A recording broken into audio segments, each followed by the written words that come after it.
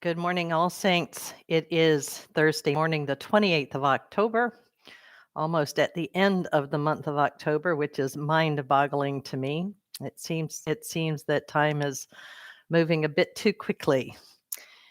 Today, today we have the feast day of two of the original 12 of the disciples, Simon and Jude.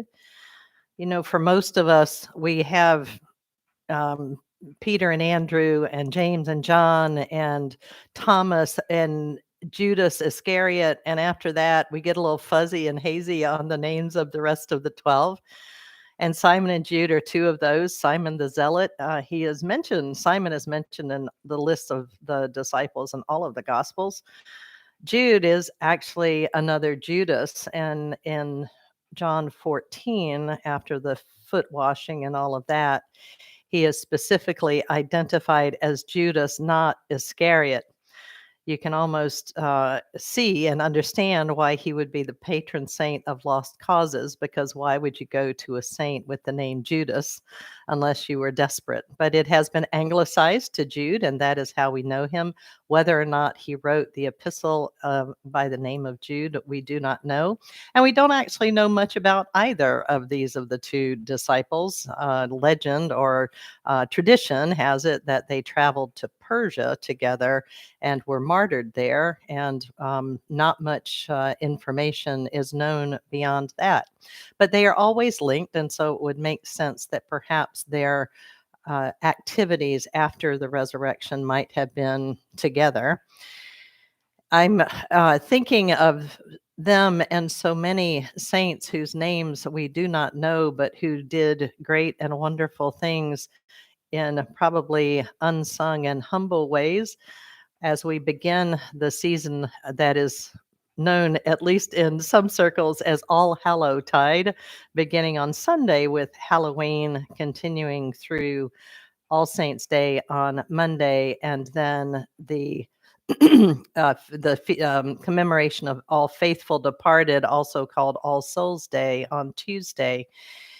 And Halloween these days gets a lot of attention as being a pagan, evil, wicked festival, when in fact it is very deeply Christian.